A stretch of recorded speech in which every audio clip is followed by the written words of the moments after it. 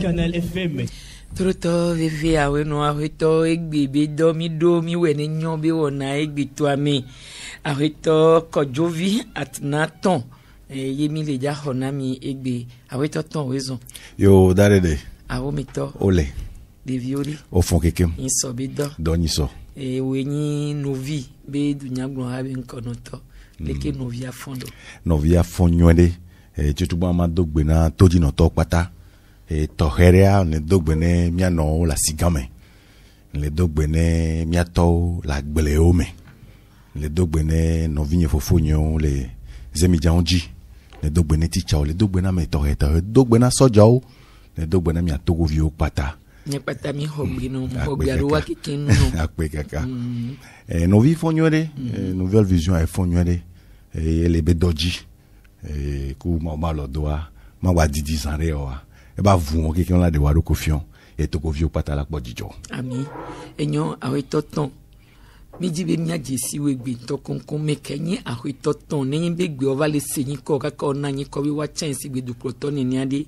le ko zonzon ni lo kaka gbo e va le do fi gbe du pata va le seyin ko ndak bene bia kan jibe ejejia amisubo bionere ko sebe meke gbanye ya yo msekpo alo nuke va naye miro politique mais alo leke nuke le justifier bien be engagement pedo jinu kele bien be affordé de ontio ne matin blonyan to me ba koné no vise no vi basse mais di ma pompo vile so ko de kem zonzon so totoji kaka va koro afike ma décidé lebe 2020 que azikpedo la ni miato ne do men ko ya ma de mena mileke Pope toko vididi muni ojim le lome e maglombe le vifenye mea muno aneho si kaka ho bac ke ho bac amba lome ke va lome amba université le lome kaka mo maîtrise en économie ke mo maîtrise en économie e nous n'nyone togo vio alo n'nyone soreo mianta miake mi mo njentibe ne do aleglea amesia mebe tadu jinu penimbe nchama kwafire ne mayi Wanya tepea ncham wavouan kaka ma ouva venunye pour la première fois mui America en 2001 ya mi ve koro America que mi le funo asigbele ke ola bientôt mi yene na mais ça me soit fi vo et ne mi dome kaka boa mi donago entre nous les jeunes wale mi ave godo do me gare mo wa ya mi dogo gare mo mi odo kaka pa monsieur me la covedia akpo di jue vire wane mi le po di jue nene a susure kokoko vana tamena medieji e mana kutonyo e ngblona be kengbe mi va dogo la America le fia amese me to nu vovovo me se me kane basem le ke nchanku ze mi janro le ke mi jana kero le ke mi sa aluminium ro le ke mi sa amisi tukmaro me se me gblona eto kakavai pa magblona be ne la nyowade espele ke mi dona gore ke agbere kan mi dogo wade e nu ke mi aso po jijo ne mi bodo duare mi maten sauver amere le adure mea pane nyava ne amokola kusiro me okuna siro me mokola po bo susu nywade wa enya evana la no nyole o me kakavado gare me mbabe aw e sebe dume emile ke na no ne ke mado haso sore dani ke latino peru mi antibe vlavodo wa miate mia John vire le mia ko me ne mia peru mia no vire ntile Africa be do me e comme que mi va dogo le funu am togo vio de deo Nigeria vio le me Niger vio le me Benin le me kwa dani koro haji tutugba me Charity International e comme adominion Charity adominion international puis mo dure kabenya yo kwa magombe 2004 mo honi koro no andi tutugba so 2004 nene kwe mi to suso ame labo Africa ganwa ne mi on mi bonu vitikwere mi akpera merenti amenene nti mi atenkpero merobo bo mu hion merebeleke wa maglombe so 2004 2005 won kaka so na si be 2008 nene pe tombli boa de ko mi do ha mi pona npo o se o dare wa glombe nu kento mi o man de pentom jopo pa ejejia enyona nyan de ko nyen to nyen mebe na a o mi do la wonde ke va do afire c'est 2008 on va be awo ke nuke mle gblono vinyo mle sena moa tamyo ne ndefo ola po la segome yo la wonde kwa benyo Africa ne yo Charity International e keke unu ke majo doenva o bino la be dai do te perekane basofu no nya toji la fire wa mva tro ha benyi kontro zun Togolese Foundation, la fondation togolaise que mbe changer ni quoi zereka comme action et les manquer ça mu toji zereka ye et en 2009 na mokola donc wa mo ke mi ona be bourse excellence 2009 et pewa me le comme Dumevio l'université a changé miambe egakemi tunan so 4500 so les 25000 pambio do konyesebe kemi na school sans surtout mi no video koso na no vana kwetowa ame gbogburu linya gblida to be vi kwetowa 4500 dona mpono fi je va so non so 25000 que amela ten les premiers voix do 25000 tia matin universitaire de fou donc kem jo abe wan matin jo ye gaon me kwam toji na bourse les premiers de chaque série sur toute l'étendue du territoire kem toji nene en pobe jojina mesubo bato action vegoan et tongoan et negwanji kwa kenpo alekeye togo viole hode ke benyana man pobe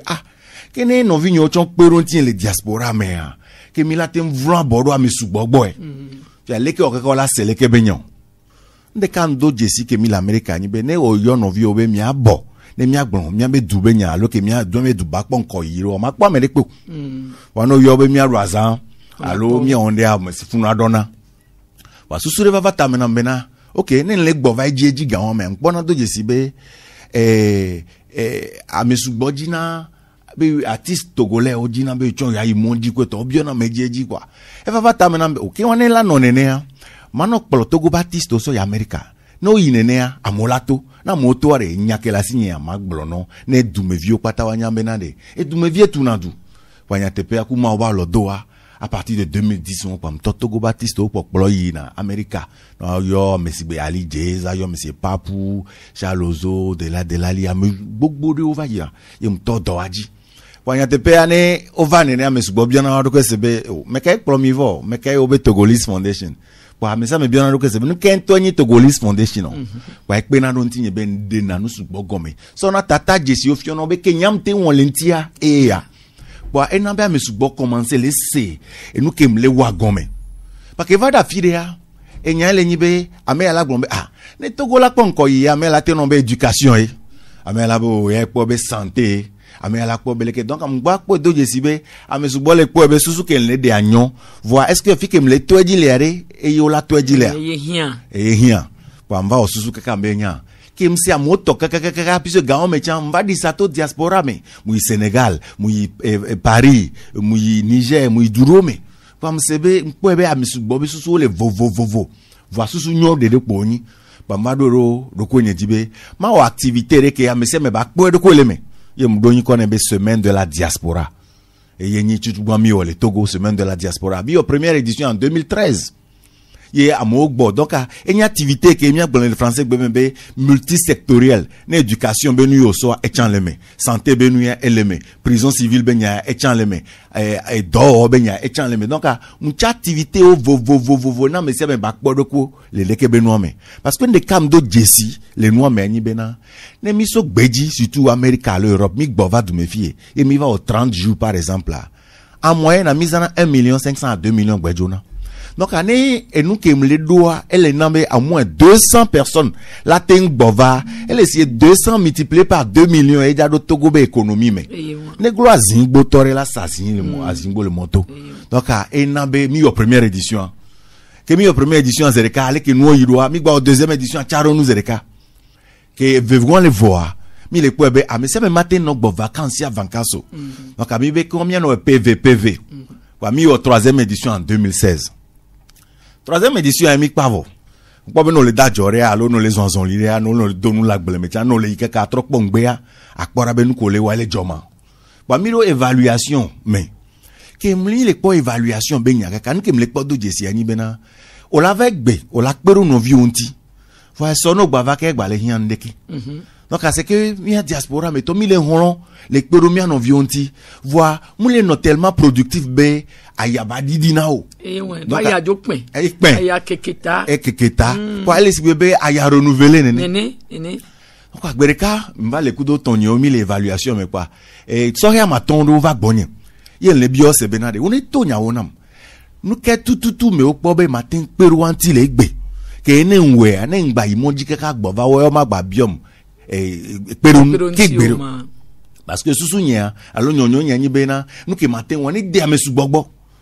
ba le to na be nu ya to nya wona ma mekele nko na wale pompo be ni la to nya wona ma nu ke matin wo po yo to la vo anyi be ke ma kplo yo chan ya America mbo enti po mbe nya tepe kan o me kuma ba lo don tele kplo artiste o le ile gbo vare bia nyi be matin kplo to go pata joa awude non Claudio me kala kwato le et puis tu la ba fa trop immigration illégale pa me so inyanje le bio se bena nde va tamena po mbio to go bio se be ni mi mama ton ya le fiefi no so kporu ni ando nkume na mia no ke mi so le mi mbio se bena o kplo to America be du kwanto pata amegbeto dede américain ko do wa be président fa so daro Togo ba ni gbanji mi supposé be Togo keke yo trop kplo mi Togo vio keke ou bien be président fort so daro America de wa mama ton fikola ile be ma o la do ntina npo be o nenyi be America to la jo ba chifi ya ngba hian be agun bi eti ore yo ado ti Togo apo pa mi o se be o nkenti o da gbe ni be yo America o parce que ne yo jo vivi atam o ma su wetri ton wa ascenseur o ma gba te non di yo e no machine o ma gba no odo wa américain on va koro America et Togo ba nyigbanji le fia o la te ma tro Togo ba nyigban ka la gbajo wa nyowu America ke mi jesia pa enyawa ena mu réfléchir sugbon pa npo do jesibe ke nya tepe ye le pore nu o me a enu ke mi hia glo le Togo wa munyi enu ke America la vana no bia be hona duore nu ke nyi nu le ta me na America to la te ma tro le Togo ba nyigban ya ji ye mi o mi te le tro yem le tago me ne mia yo kene mia mokumi yo mia rokobe diaspora nu gan ke mia hlen va ne mia no vi ogloa enyi nu nyawa ke le ta me no yo la ten tro a Togo a mia mi te le tro de mia hlen va ne mi hlen va kwa ke Togo vi o ma gba te ya America parce que no se poro nu agomea mu de Togo vi o jinala ya America yo o jinala ni America to nke nji ma gbombo ni na America to o jinala kplo moko be susu le évoluer moko la ten fait développer et nu ando yo nene wa le poro nu agomea ne mo le la ya America po vo be achi po anko do jesibe kene le nene a nu kena e susu won le tamene wa ya mu le tamena mi o wale adande de amea darede npo do jesibe no po amerele e kore me le fie vivi o wi be fene alo dore ma oto ma woni venu po ba gbedu loto vis-à-vis chemne ne akple America we tra den ama den be ngbodo me atrava po ne ba mera e réussi na ola biero ko sebe e va kple ya leke be wodo pankwe do jesibe enu ke nana ye fun anu yi nanko anyi be muso amegbetonto de pogbo eso organisation sociétale ale ke dodo le doa me anto patagbo donc anele nene bi tobe amoko mi la yo fi be fene an le fi no so ifun la évoluer wono gba tro so gbo va fi keka la opere ka PVA o gba tro va ke won nu ke le changer mia e kan mia be organisation sociétale anto mia be dodo we fifi ade leke mia wodo leke o kaka wodo nene be dodo ya le nene be adande de ame mva kpo do jesibe l'Amérique a vivi bien que Afrique mfiona nous là et les Américains to bi ho la mi gbona be afion ale ke okuna drone doit ça dit il faut que l'élève ait un rêve fa Togo a no trombe o le coup drone ya o le ko nous kenti no coup drone le yovo de joni nu nwe no jo coup drone le Togo ani nu barao pamba kwe ke nou pata do jesibe onya fifi ade ne organisation sociétale ba nani ne ba ten na doa pata ba pon ko ya e sona politique nationale bon fifi am son kuva Togo be politika no ke mpodo jesi ale nyibe ha soso akpa vele le van ke nae prend décision boy alo e on me laisse que mklodo ha soso akpa grand vele akpa de kalea et le pouvoir et di divirevo ye bele da si gobi ye magin mais magin akpa vegon le gbombe na me la kucha yodo la hwele si parce que tu me viole doigt ya tutu gba npo do jesibe no po dure pepe me amako le do eduadia ole amako le di chan la ho achan ole donc amuto vore voir nous quel ni nous ke ni voto to le Togo to ame normalement les partis veobe dodo me et nous ke la uni wa do la ni ko era be politika ne ma de nous ke ne di la grand politique wa go me ele se bebe o ibrara si me vivien amere sagali les filles no via la hadam les sagali o la po no igali plepea ame la trombo o va appeler les bonnes la chevie be gali ame la trova on te va do tonya c'est quoi enfin tu la gali ha yo me hozo piopio pe nu ko wa me viole o yo na be politique e amere la bombo va ma de di na fa donc et donna client dit donc en nebe politique normalement les durer pepe mais et donna du me vioji voilà que n'importe de si les miato amenyi mena et relation qui est liée bloc à mes verts et donner à mes tribe relation et qu'elle les relation que ame à l'école et hombio bio relation quoi que m'baso basé sur politique a dit ou nous que jojo ame ko le racia o le quoi ame ko le dit là au pouvoir là si be ne nous ya gain les miasi ya mi don ame de ko le dit pouvoir chan le gomene meeting jabaka holewasi ya wachon la boy donc à cadeau de moi les nambe mila élection mi ma sende pe gomo mila trop de fie mi ma sende pe gomo oh va qu'un son coup sokpo ni so régime vivi peut-être nem to tatonti di virea le po wa menon le po ameda on le wa me ni so PNP vivia même chose nous so ANC même chose nous so UFC même chose donc on peut de jesibe et nous que les joa mu parti benya yo parce que à les partis ame adole wo ame les partis wan cha me adole wo que on est et kenlele be gbongbon anjo chao yom tele na nu ko yana be politika e le wa me va me ba don du kwanji o ade nya so he ko le do ayare nu ke mia jo wo que e hiambe nouveau leadership de ba mion voilà que be leadership pa do la piovo na e nu ke wo le kenlele be gbongbon mia gben le wa me e ne be leadership pa ma gba se baser au parti allo ethnie allo religion dio e la nyinde ke la kuro ne oni togo sohe ye onyanu ke le ni togo be hian so susu ova asokpe tonya mi asokpe no vitoa ne mi atu eduya donc ane ne be susu mi opa mi be awo ke mi hianu popo yeye mi hian fode de yeye funwa meye mi de ni koro mi be mouvement di le be mani parti politique chon voilà ni nu popo yeye ke ye wo du mevi peu importe et parti que moso ethnique oso chochi ko ina no po edo jesibe ku hede le so heoji le kebe ku he ane mi ade rodua mi ade dea mi ro la bo la de susu que la fait développer mi abe doa ava ye mi dani koro jibe nouvelle vision avec une nouvelle vision po ye do kwele ebe jijimele e ye wan donc que mi analyse ka analyse pa vo mi ko ebe ao nenyi be ameke o le pouvoir o le dila le pouvoir dasia agbenono ne le ozana agbenono le nyeko e le nyibe edumevione no ayame no la yame ne election be gamedo de ke no so 20,000 so 30,000 so 5,000 la enu ko le dia o la po wa o jinabe ne nu ke nyocha yo ma se ne dumevio po de nu ole ke mi se na mi po na kunku ola be jeune vieux le tukara alo chicha le tukara fifi be enu ko le hia le 200,000 voilà la so 300,000 so plein konotoa ne enu amba no wo donc e fiombe dronyo ne dumevio wa konkume mon le passé no konkume ala va titero wanti no titero wanti adon la va gan la lo meno ne no gan la lo meno ola va no kuheme enu ke gbade onyira yin be amoko gbale di pouvoir acha ke yin be wa men semtenwu ameke osi pouvoir alewa wa be gbedodore yin be dumevio no edwaya no dwaya kaka na ya teme no wa o la cité yo la kpero yo nti yo a pouvoir donc anemi aseme nywere akpa ve akpa tajo le jibe dumevio ne no ayame ole dumevio ya dudume donc anela non nena onyabe togo vim de na epodoro igenu ejieji o ye nke gbajo don ma gbon be don miaji alo gbele no e ma ele nyibe na de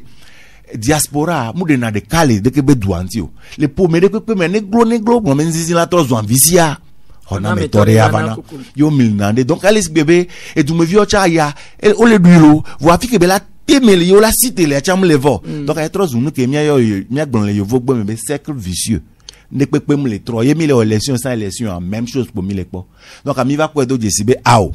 mi do la gban ne be barrière mi a développer un nouveau leadership que mi a be susu ngba le bena le ke mi a ho ekpo la me asi la so fuero mi a dasi susu on dare bo mi a kpo bena de le ke mi a tende nunya que les partis yame sokpe nunya que les partis yame sokpe nunya que la meilleure que kensiare mi a tout doa ne mi a no viko mi a no mi a toja gba do skulu do dome mi o do kaka pa ho diplôme et mi la home le sadio mi a po donne mi a wo le ke mi o kaka mi a no yasimiare wasanu ne jiba jo wa gbova home appel kono vi gbona mi o le ke mi o kaka mi a toko la gble me no dagbele kaka re wa chan wa vo wa dun le me wa po jijo le me donc anene be susu aye domi mi be ao en 2020 et n'y a que me le cas 2016 ben y a mais en 2020 n'y a sorti on mis la titre pour un nouveau leadership et faut non même déclarer en 2020 je serai candidat pour cette jeunesse à la présidentielle donc à nene ce soit et mieux donc ka ekbea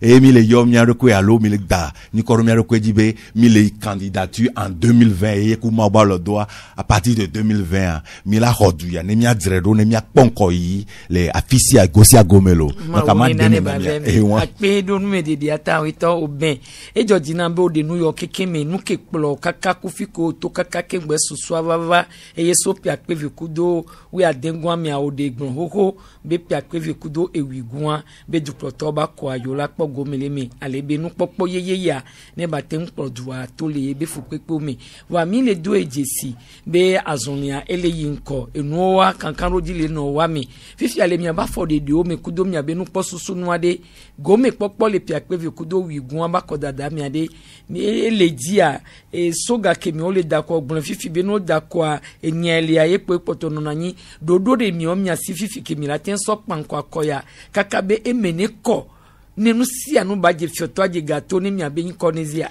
oh yo ne mi le glombe na mi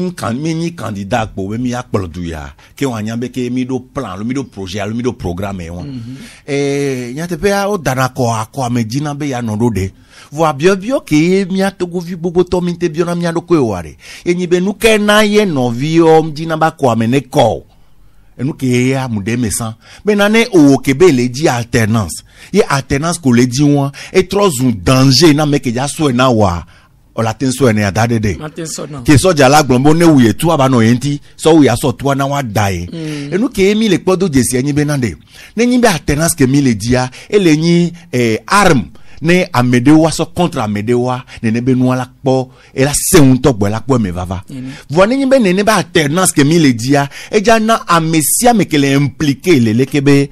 nou le kebe togo be ku heome la kpo nko ya o la kpo be fafa de akome la ko résultat me la ko e togo vi asi la si me la kpo nko yi donc anu ke mi o mi le gbon gbe ya lo plan ke le mi asi egbe nyi be na de ameke ja so pouvoir so na chan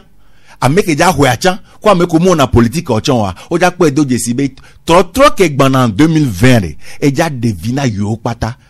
pare nou mere demi busebe ameko le pouvoir da se egbe ovoma egbe fifi je ne 5000 francs la signa ne jo amadu comme les filles ne nous comme les filles ma dans l'interne di la côté de ne njo le front ma te no aputa vire la hoya voa kaflo wa be champagne de kai hochi u to go vi gbogbo to be hofenti voa no mu ni le bureau wa o la nuit la home o jan kekekeke wa be vi o jan wa hon serre o jan pa ne ba mo de mi buze bovu wa nglo ni are kokoko benade adahwa to e clipé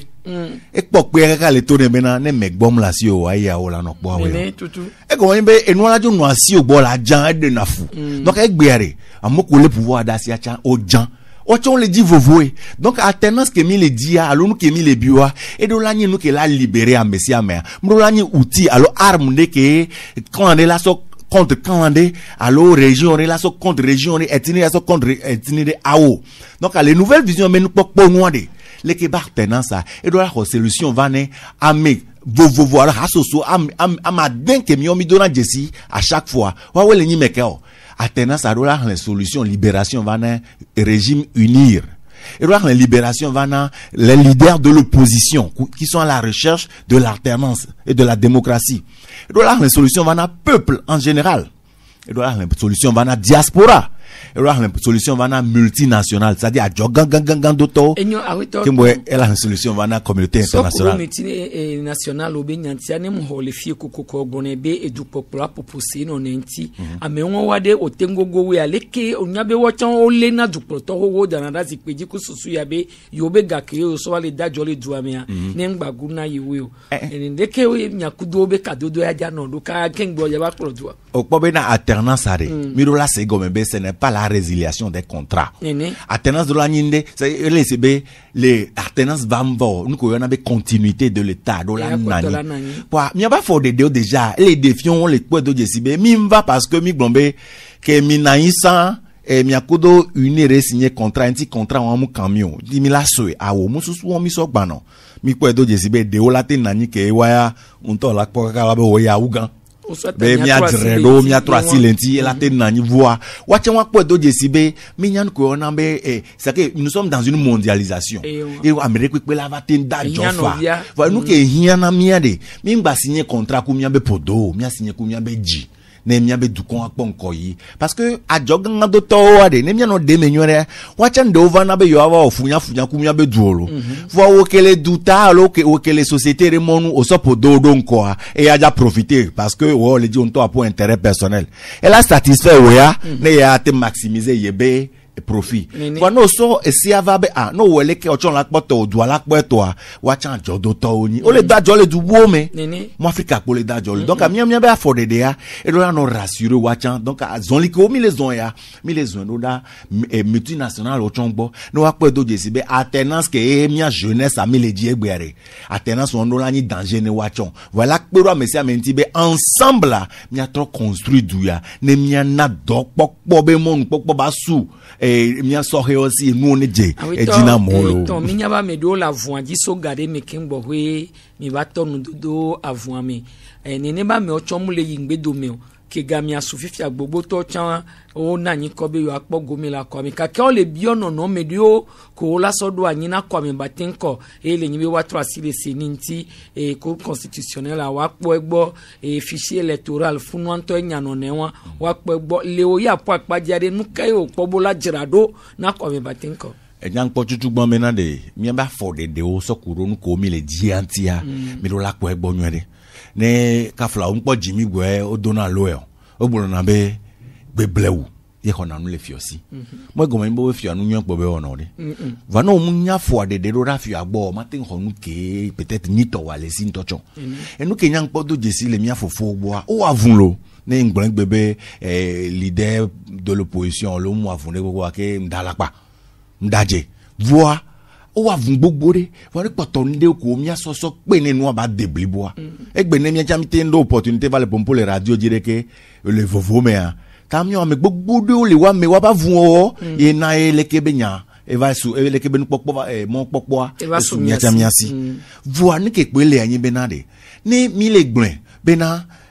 ame ya me bada beni voa mi du bi mi ho nu ke la lo menea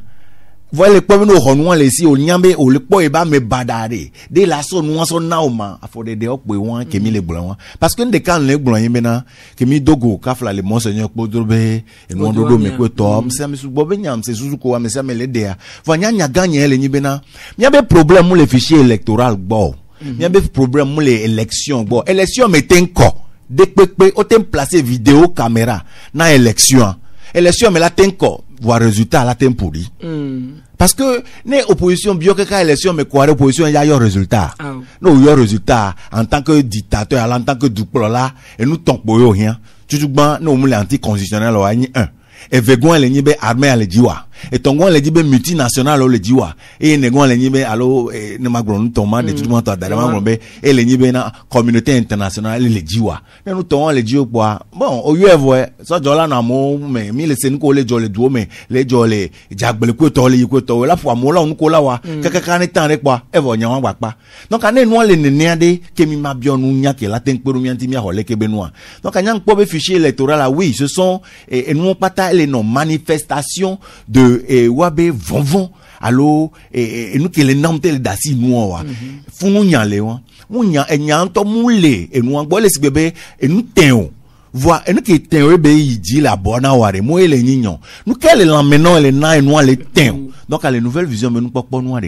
tant que miabe alternance que mi le rechercher et les esibebe armes contre quelqu'un nenea et la le tukarava bon nous les miasi gbogbo le dale no pofi vient les duro mais comme bientôt miabe quartier romea mais la quoi mais vient mais la c'est que nous vivons doa c'est parce que dona hakuro ancien ministre ou le ministre ne nous trop vivia yo la défier donc à division les semer les publics à population mais que vai quand monsieur mais les tote bobé nous y en est trop pour nous à défier mais do ko le quelque to fane ne be bonbon léa ama ki la zombe yo le image yo le keleke voilà be dio me le di benetro pour que mi boire ne mi mdasi nu ke ken dadewa afoko mi le dekweto matin ponko yena le miamba zonlio me nouvelle vision mi de na mi le dekuku ne mia fofo ko jenkona mia ko le ni ene politique obenade ya tepe mi la tembe mia do condition mi la tembe on ne revoit seni on là on pata wane bonne foi ditinyanywa mulewa nusi anu me la ten koleke voir résultat donc on se garé mobe est-ce que on a rapport entre boyona résultat donc que on ne funwe nya lea mi jo ikaka funwa de ne mia wena me se me ba pobe munyi revanche a trinovio be nya lo agbonbe ma hwene ma puro prison ne be susu akpela no mia si ale ke ba tenance la dompo na wito o meto minya be so garé me fifike du protoile yakwa e Amérique me le dojo et toi yi kaka Amérique me dojo kengbe elvia no edi o ya wala temdu akodi nenyi be ameko la zipiaja wa we wododo kuro akobe dadancha ro mi se na be amekele klo dualo ameke do akodadanya matengbo o dare re po be na de nglona se ne muto kopio me le pompo na jeunesse nglo ne 2020 de ne ka flamia be du la fo nya si gbe ntodo une la me la da bulletin kojo viton nene comme ni benade jose que ya no es la benade et nous ya que les tote boy parce que dudo la inko kafla ni ko beledia président ni beledia et gabeledia nous kempo souci egbe mi agbonbe eleji pobeleko c'est parce que mi ba for de wade nena amekote o chawanya benade egbe re mi rola no novice me nyangbo na bena nya tonya one mia no mi se nya ne mia buenti polo ta mi o mero sezereka la bidivoa ma tonya tepe na mi ne muho en 2020 vivien ye muhazikwe asigbale ke mja hwero nene ye muhazikwe apo unir tobe yo klasi le nu yo patame société o patame yo joa o dare de doa ko la sensento nene la sensen ya tonya one mia no donc moi appuie de bouton benio mi keke mi la o dollar si la si me amoko aussi galé gbere mi la do mi le gbon mi a créer emploi de fie mi ya po galé o meko si we le wela so aussi galé wala pe do je sibe anyo egbe yo ngbale no anji o voine be tobe yo ten financer emploi ya yo ten financer projet ya na jeune yo te wonu ya leke ya wa chan wa be jibibi ala didi ye asila si me mi la plodu ya juro donc anyan gan ke ma gbon me na de akoya si ogbon do de sambe ne eyi edu na eji pe le yoyo me edu na eji nyan ni toto me edu na eji chan yo wo mu nya ke mi le gbon won wo mi gbon me na edu na eji en 2020 ne yen to tutu la ten de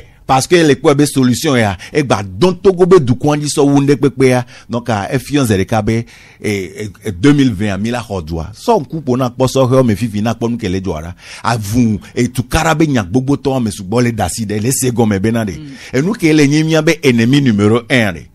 mo le nya megbeto le bien be ennemi ajiye voa enu ke le nyimia numéro 1 le nyibena mi akpo do mia o mi asasi mi avo mi awonu ne ba devina mi donc ane susu won la ten so amede pepe boare mi achado tu ne mi atu le kebe dua en kan me so he mi le gun be edi so he nu ke tututu ye mi le so don ku mi ne so he bi la ni kan do di le wasi fifi be wa ten da kona mi le pi akpe ku do wi gwa mi nglona ejeji be nyanyi ma ya fire même no hun campagne en to chanyem ja fire la to na merbe va da kona mo wa ma ya fire la to no be susu ke la sinya ya on to apo chan e go menyi be nenyi o ja da kona mere on podo ko la me amewa yo be da kona e kan to e gbe mi la ya fire la glombe parti ya va amoko do hun va so gano wole ke le veveto de ojona surtout les centres de vote voilà ton vibe opposition va mais les filles les que ce matin on s'en nous douvane on s'en dekbevane va partir va mais les filles que matin ho enuti et midi a on s'en nous douvane Jules dit que soir on s'en hundo chine kwa ne game asune ne oja pa bureau de vote ame wa ntomu yo ame ke be akpolo do ntomu yo ojo signer rapport ya do de po no chan ho ga so dogome bo ame gugu to jena ne leke be emotetri ame vo ne o to nyawa no ye o signer ne nebenu o ho 10 000 bio do ko se be ne du ya nyo les 5 ans mais 10 000 nya le ko ja po le mer ameke le plenu duna novia ele agbo le gbesoso wan e ga mia keke mia to ya les donc on a be moyen de l'état donc ande on gba fulmio nkan ni be so he o le senu sugbo gome donc anu gan ke mi o mi le gbon ni so he mi le defiance so he o yin benade et nous que le ni wa be ku he on e po do jesi ye programme que la ten plomi ne mia tem de ku he wanda mia defiance wa po be mi ngbana sans programme ao le ke mia o do vivi ne ntone so he bo ni mécanicien Voilà, en 2020, à partir de 2020, on est là trop la pas beau, mais mon pasteur, mi le bon ou yana o. Moi, démontrer non, ben, nous, qui est là, la trop la beau, mais elle est nibe, ya, la terre anti. Donc, à mi ma, promesse électoraliste dans son head de pepe. So, que nous, me soubobe, nous, qui est ni, dagbe, fia, nibe, o le se noa gomme, yo le nien bena, que a me ya ben, nous, qui bele bon, et soku susu ke le miasia et le do et nous que les mi avec courir en nous donc à nene ne benoît le pour la quoi be so afire que premier ambassadeur o le cancan nouvelle vision le yi oni unir to oni anse to oni UFC to no chongbe le di togo be nyonyo kwa apo susu ba va nous que mi le yo benade et programme national d'alternance amesi me ba so be susu be yo keken yado me do duare ne mi atro du ya ba ponko yi e le ni so be cancan di gank le wasi na wea 50 yade egome kponyi be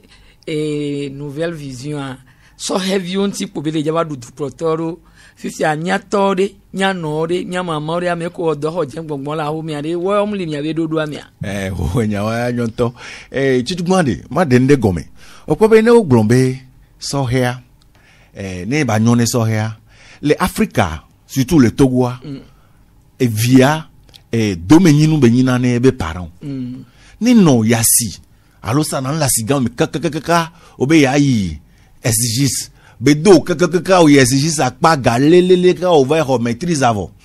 wa gbaba le gbo la ho mere we ni no be ta me bubu tutu gbanto donc anemi le yo so he et bien ben et programme que mi le wa et les fois gbané mi anon mi ato et comme ben ne be tobe et vi oko do sukulu alo do do me be kaka pa ne be via e me phone a e be nyone a directement le agido wa me gan waji parce que moi be o ya retraite fi agba be le ya simore donc anemi gbo be ba nyone so he o indirectement do la nyone mi abe parents parce que ne nyona me gbe ne gbo va no nyebe o e vinye et nous américains nous la signe be le dit de cas a me tonke ma plané parce que mon pokpo la signé donc la na be no nya chan no di juame donc anemi le gbo so he mu nyi be mi dasi amerique dare o même ameke ka fly do pe ke le podo ko be ja ko egbe a ne enyone via enyone chan directement parce que via domeninu benina mia togo to akpa vegwa le nyibe so he en général la définition a yimeleko so pe ke so na pe ko so he ko nya mesia me ke podo ko egbe na de yele tetele ti wonde yo na be so he parce que on est jeune dans la tête on est jeune dans le sang on est pebe nyayo donc oh puis ko le vi fidia me la yo bo be dade de oh my baby la yo ba yo be de ye be vi alo be de ke mi agbon le gengbe me ma donc anu ke ndi ma gbon po yin me na de me pe ngba podo ko le egodo be no le gbon so he be nya retraité be nya mule a wore o retraite vi ko le comme pension et vi o gba le no pe a don ju alo mu don ju donc un programme que mi le wa et quand amede pepe o la gbeleme o la fi de pepe ne mi yo so here me ko ngba podo ko le me et quand me se me quand kaka kan sojo wa cha be vi o isukulu wa be vi o le ke amede pepe la po to le bien me programme me lo ndakpe avec tonton essayer ko sokudo togo vi ko le gbeji be go me popo la ko abe dada me ankano di be o se o po le ke yo po lo do mi anto mi ame ko no diaspora ba isan mi wa fun sugbon to be le be yo chan yo ano po go me le akodada me ne yo chan me ko la no pro yo be jua yo ano bronyade le nti wa o mu we va pe ami o se akudo nti ye mo no popo le fifi bi mi la da ko le ko pe do tutugban ma do nyan dira akpa veji akpa tutugban to ma gbon si anto benya akpa vego ma gbon bien be situation que me mi le to akuse abenya tutugban to le nyimena esea enyon egbea sigba le ke Togo vio le donu Togo benya mais surtout économiquement le ke mi le peser le mi be économie amea mi le doga na économie amea donc hiambe na mi do mi agbon mi ateno gbon nyadele alors du pro la be nyaome donc ane gbe vividien et se ava humona mi be mia d'accord asi pe po mia pone se wotao voa ku heavy par rapport na ese ya kudo akoke gbana yele nyibe akoke gbana o mi ade et selon Sénig mi ve dogo Sénig so confirmé na mi mais entre le 19 et le 5 a yo la dale ke ba quoi 19 février 5 mars et 5 mars donc ane le nenea voile wabe ese alo ese ko de tourner mi atin so d'accord le gbedia mais nya de kale me kele nyibe odola do 4 consulaires que do la durer au moins 6 mois voa ndekpe mzina mi aji le diaspora me mi ado 4 consulaires ne mi ya ne va hion ye on va exiger ayo la on va on to asopo bele ke mi mo na san et donc Emilien toi mbiono et on y avait douté peno le funu là bas c'est ça donc ce qui veut dire que ne gbese on va to voir quoi mi ya jo de dans 3 mois le moins de 3 mois voir essayer les glombele ke on les bébé o wo se a cho voir m'ja don du me vioji les 2020 be nyame voir nous popo nyen le nyibe tutugban esea o mo ne kpo na pereka mo ne na megbeto o wo ne nko yie donc o mo se akpo na 2020 et c'est que les glombena odolado est résidence de 6 mois npo be ne be se ameko ele se be fi gen ke mo mani président re obi ombeleko no la ni résident le Togo e matin sauva pour la do me parce que matin na vi gen quoi ongoloni kole et centria 2 semaines avant accordada quoi au vers haya hole afibu fie ni ko da no le fichier adio le ko la te en programmation ko toro donc ay hien na bena no o le afiria waze bazebe o le du amena o tri aleke même no i coopérer mes ereka bo vers chi le ko de mamia yo bagbe vividien no do coopérer mes ereka ma yo be coopérer metore wala ba medjuro bazen yo no le keka to wetri adentia gbo yo be vi donc a wetri amadem poni problème les siantobe wo me e si ameko fifi akpa vegon le nyibena ne nyibe mia o keke mi doje si be mi le prisme mi le tension me ye mi dibe mi onu ne nu ba ko mi o se agbo plogodo nenea voilà la proposer la tenani par rapport à l'élection de 2020 diaspora la po gome les mea donc amia glombe nyatepea et c'est ami wene c'est abano senu soida voit que y avait tension le kweto le en 2020 yade que on élection le en 3 mois voici betobe la tena 1 mois mais c'est me batté au 4 consulaires y betobe au moins là 2 mois avant ces élections ya mais la ten blema ba ni exception ne pe ameto alebe tension pata watendidi voici ne be no npo me va vo ye na ola pobe o sia cho ke no bue me pola nya be se a me koya voa ola bi ro ko se be wo do tam tado junu nwentia donc afike nyavea ele won donc niabe nyagbogbon le nibe gamen poyo ne gouvernement dit la repêcher diaspora ne tension wadidia mi la ten poedo de entre nous mi la gbendo de ke la ten ba don diaspora dit ne diaspora ba ten pogome le ke ba ko ame ne ba ten don me suboji awe ton ameko le America kombi ke to be onu America banyigmaji amajo so ya America do nyiso amhomya no vide eyo miso Germania leke wa chan wa be situation le funu aigbun fifia Washington DC po Togo be dute pe no pia le America ganwa minyabe eta gbogboro bodo ju America eye so afiriba ya firia mede yom so a ele gbon be so ya egboba Washington ele sibe solo me so yi Paris France nene fifia leke ya mola do ya me huso funu l'avait d'accord les funu tout bon l'avait ngroniko o la tro boba na ko dadaru la gba tro yo be wa be d'accord le kolo ro va fido le ogba jijile nko na e ka me won gbon e won pata em le tono me darede e se ola wecho wa nu kele na o le osea e yele nyin veve to ne jiti nyam nyu le asi o la so do na me acho wom so ne pepe ne ebe nu mi le kwenti le gbon me na de ne mi abe klolo la se nu gome nyu ne de e akoke gba dans 2020 ne nu si anu ba didia mi la ten nani mi akeke mi ande susuro doué par exemple so Nebraska kafla so Nebraska vivia Togo vi nene ke le funo subonto voilà ambassade à lekaka Washington DC le kola ola yo tutukuma mi le idome alekpa mi le go no mu le suo parce que agban kpemi le kaka America ba le kpemi le Togo puis on la hole fun kaka la ba don kwa mo le fie on la va dasi journée de cas ça fait 8 heures de temps la to la po gamin abiogbe la ba va kunhun alo da avion kaka va yi au même moment on le nya chamba koko dabe résultat chan la yo donc are nya te pere ne o le jibe nde me ba fare ne mia wedo enwa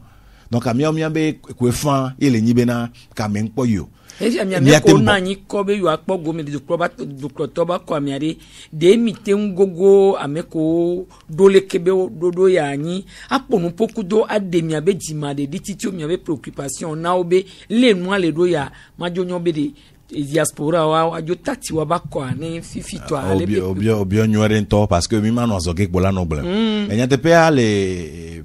monseigneur Podrobe dodo onu nyi sorea mi na nyi mi lilita tanti mina yiku mian fofo C14 amo vovo milita tanti ye mi nglo homa de doda du plola bena mia dogo ni lekebe numede de lekebe susu mia de dogo ma gbon klo de be mi pose donti officiel de pepe ken gbo eni so de ya to media ojia mi va se bo yo amedo le mi ame over dogo e won chanyi ndeke kafla mu jona jinam tutu ne mi le odoro duwa alo minana zipere kadiare no ja cité atoro no vio ben ja cité lo ne me lonlon alo proposere ba no miame donc anene no jina be ataka vire won voanya ko biwa nya tepe mi mano azogela no gblendo da ye ke mi gblendo du voa mi on to mi ngwa ten cité le mi ado ko esisi be nouvelle vision de kapenene la ba o lekebe nu donc miambe tado miambe susu alo miambe jijiele nyibe du plola ne ho miambe letare ne ba do ntina mi be mi anania de ne mi a trouver en commun accord que mi a tenwo ne mi a apaiser a mauvaise tension alebe élection que mi ya en 2020 ne ba hanle dagbe va douame donc a mi de leke ba fois va mi le note pas et mi nya be Togo vi ko le gbe ajiwa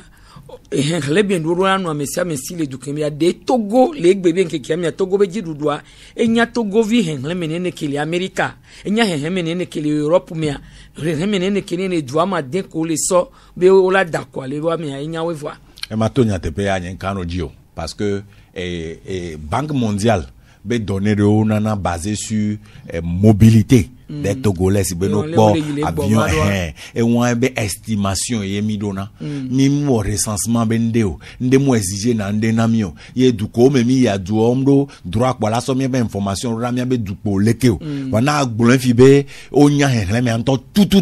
ake o daje wana ja da kwa un recensement ona kengbe ba dana kwa donc un recensement be ani mano entier o le bio carte consulaire parce que c'est un autre moyen de savoir qui est Togolais qui est où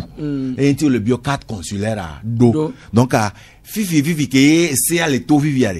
mi en 2020 avant mi en 2004 là ne mi redoua so 2025 2025 à quoi que y a en 2025 nous qu'on a démocratie dans le monde et Togo la défiant il faut non mais la pas nous si nous mais la comme il a Togo vine nekele North Carolina Togo vine nekele duyale que mais Togo vine nekele fiele que les Américains vivent en qu'est au so en Amérique to c'est un bova douya me fi nene ozina mi ajibe mi avait déclaré les kaka ambassade toujours bon mi jo le doua me onyana e mi va koro duya me onyana gwa ba zina mi ajine wanya fi ke milia ke nende jog bitile ke ya on va be ayobe du me ville fie ola ni Togo vicho ola va de o kajo le pome me parce que romambula si no atem protéger donc en ka o mi be du matin do nene be no ke laten na mi akpo do jesibe e duya lengbo do menami o nous les gens m'avaient vu au yedo mais hame au le do funya non mi pas mais pe cité Gobi mais Afrique du Sud il y a des gens m'avaient vu le fille et Liban il y a awo donc en Canada be e ya pata ba fon tsunami ye mi amoko ja gba polo duwa soke gba na me mi ado ejesi be mi be du me vi oro ano vevere na mi afi ko le amiro lanya veve tonto nyim glomena à partir de 2020 du me vi o ja gbo Messia meja gbova la va da jola no ebe dume ola idu ta kaka va dume ya la juro donc elle ke nyale a egbe e won ma gbon po les banques mondiales be estimation annuelle be gbon na be à peu près 2 millions de personnes sont à l'étranger à peu près donc à 2/3 les diaspora africaines c'est-à-dire Africa be duo donc un tiers les que wa me ko l'Africa be duo me o sugbo wa me ko le yovo de be duo me oui les renouans va ameon apaganto wa ya gogo tomdo na carte nationale d'identité to ka baro passeport ka me wa no carte consulaire be nya donc au point noin entier la po so ka 2017 que y a mis leurs revendications be nya nyangbo na benisen ke nyangbo no blancudo analyse logique. Blonabena vote de la diaspora, elle est importante, même les primordiales. Faut nyomi ko edo nu parce que elle est nami popularité awo. Parce que mi lo no le kaka mi ba comme mi te le po te le onu yo. Voilà bovo kaka belado bateau ala d'avion bo résultat la va vare. Est-ce que me ja va quoi? Oui, c'était important. Mais mi le gbon ni ale ke c'était pas primordial. Donc mi akpo vi bien me gbogbo on ola gbon fi yen ola be yo mesure ko pata ese a odona yo eni yo pata yo wenti do obe du me vione d'accord. Yo mlo on lo ya lo voir ce n'y a te père ya donc du me vieux dia donc nous on tient blona bena de ennemi aux revendications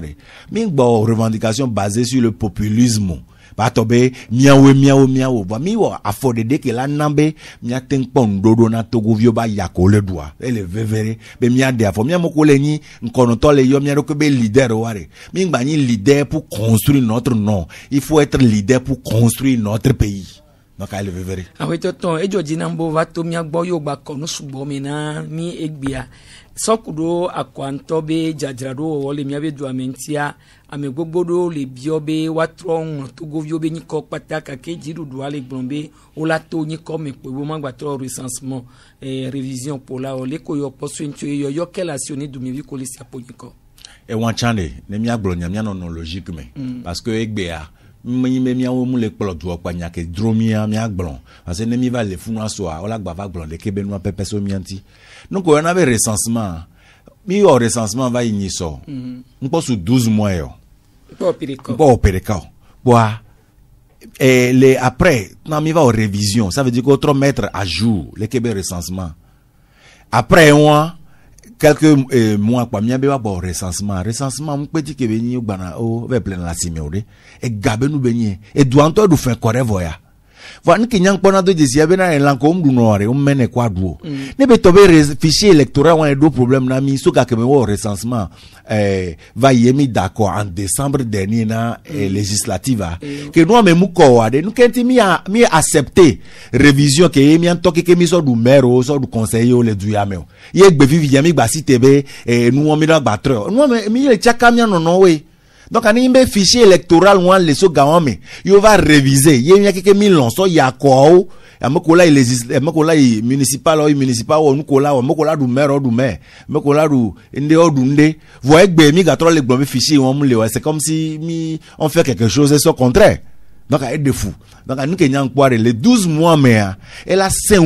bena mi a exigé be mi o recensement zv à moins que condition elle mi po mais c'est mi trop sende comme be tout ban to chan ne nu ba fa e memu ko are ne mi atro weleke bon le gban ngba trop le die gbe na de fichier électoral o élection mi la ten wo pression de pe me la ko voilà question elle ni bena est-ce que résultat me la ko ma nu kele no me ya wana nante yo ya me buva yo no mi abio mi no ko se bena résultat chan nyagare ka ke won donc a mi de susuwa de bon mi ve wu dan mi ve wu won le racine le keme donc a wu wa pele nyi be americo ngba nyi vovon di donu na novio ne mi ke mi abodo do ne mi pon ko yi ke won ma se gon fi obla le di o so gbe gongon ne pi akwe ku wi gon bi du klota wa kwa kaka ma to le réunion même to tiane fi vien ka mi to le studio amen obe game skojo vi o benton e ji la jowe o musogbe e go me ne Yehowa dasiro jiware ne yoware enu ke be so na wala $20 nuke la si wa bezana nsi anuke le miasi ya Yehowa la zin so wo nu na Togo vie dila jomi et dila jodu komble bo donc am sogbe yo de la si on a me ko le se mi abin ko vive toi so rewa nu ga ke ma gbon po nyi bena en 2020 mais rego ngba on constat e ba no ja wa be ya play apete dare ya pote agban be le jo ya fi de pepo e du ame ja fa